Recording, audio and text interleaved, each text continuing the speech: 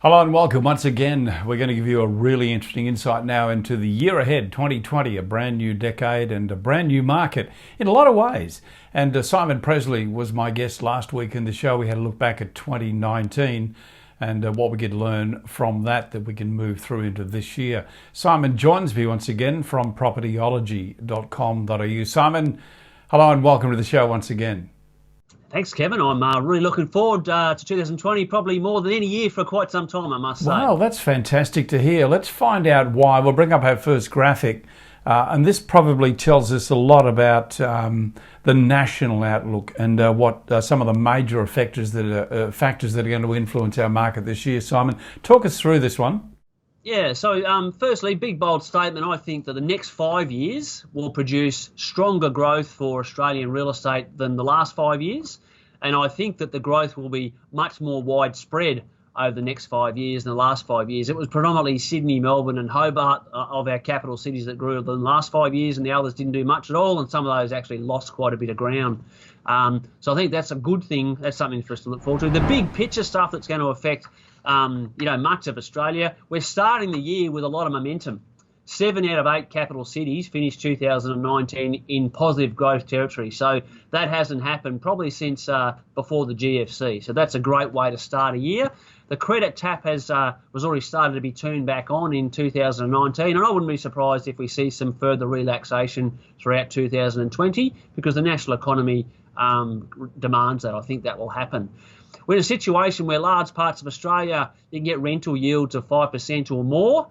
That's our income as an investor, and our expenses, our biggest one's always our debt, interest rates of about 3.5% and probably falling lower. So we're in a situation where investors can be cash flow neutral with a very small deposit as low as 10%. Never happened in any Australian's lifetime.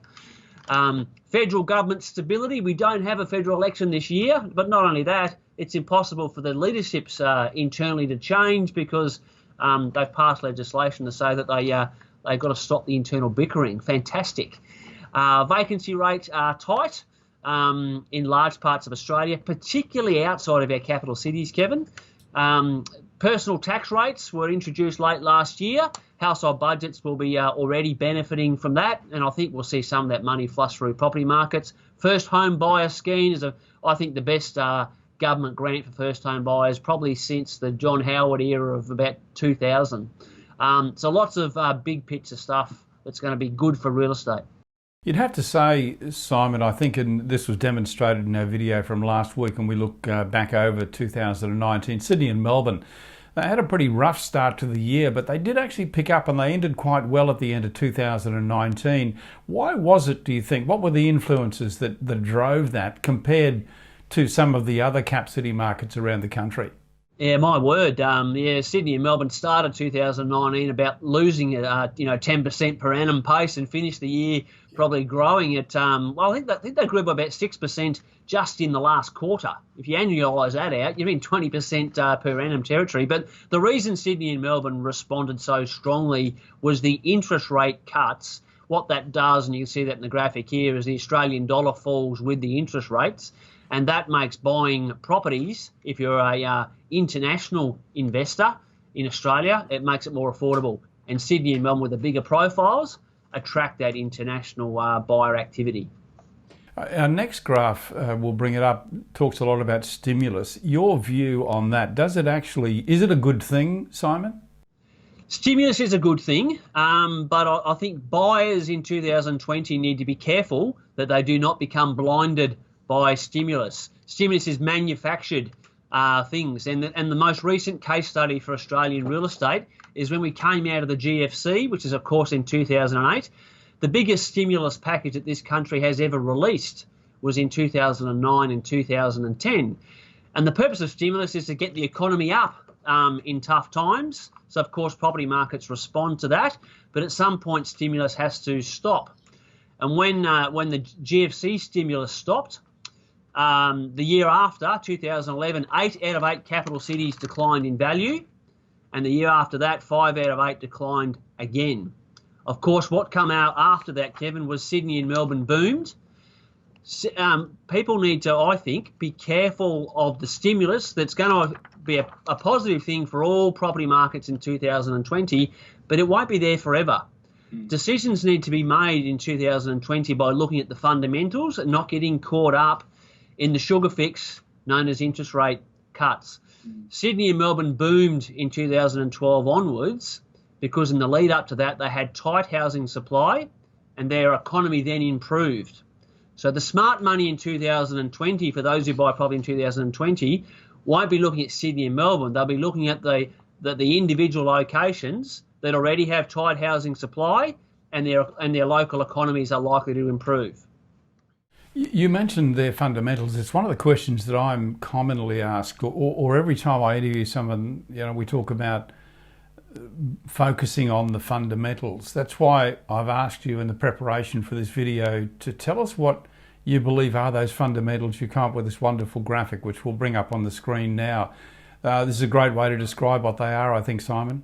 Yeah, the jigsaw puzzle. I describe every property market, every capital city, every non-capital city. It's lots of pieces of information, and it's the sum of all parts that will determine how each property market performs. As I said, a jigsaw puzzle. Some of the most important things that people need to look for are the fundamentals. Is locations that have low building approval volumes. That means low housing supply in future years. Tight vacancy rates is a reflection of tight housing supply.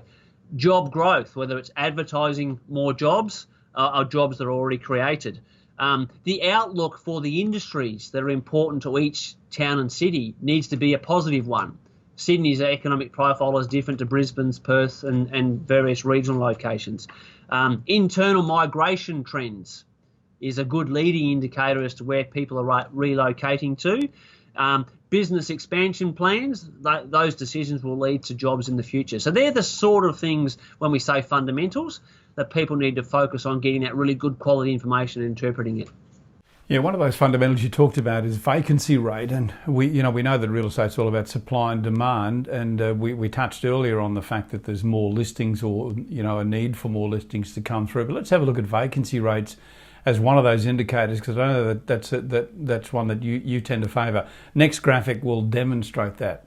Yeah, now why I've chosen this of all the different graphics we could use about fundamentals is because 2019 Sydney and Melbourne ended the year very, very strongly, and I feel that has the potential for some uninformed buyers to think, well, that's where perhaps there's going to be another boom and the money should go there. The fundamentals suggest that other markets, once the stimulus wears off, have more potential, and this is one of those fundamentals.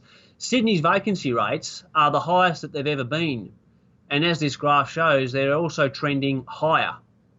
Melbourne's vacancy rates aren't by any means alarming, but they're not trending down. They're not suggesting that housing supply is getting tighter.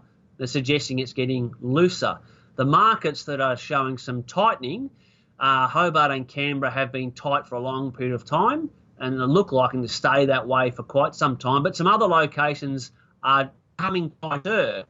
Adelaide, Brisbane and Perth, for example. So just one metric, but it's important that people look at the evidence and not get caught up in the sentiment or the sugar fix of the stimulus. Wow, that's it. And that is a very powerful graph, that one, or graphic that you showed us there. Just moving to our next graphic, this shows a point that you make quite often, is that real estate's not about the cap cities. There are lots of regional markets that we should be focused on as well. Let's have a look at this next graphic that sort of demonstrates that point. Yeah, so if you're an investor, I'd put it to anybody who's listening, where you live has nothing to do with where you invest. It's a different decision altogether. You're not going to be living in it. So you need to be objective about every capital city and every non-capital city. What this looks at here is the last 12 months increases in household rents. Our 8 capital cities are on the left there. And you can see that Hobart's rent grew by 7.1% in the last 12 months. A couple of capital cities' rents actually declined, and all the rest grew, but very little, 1 or 2%.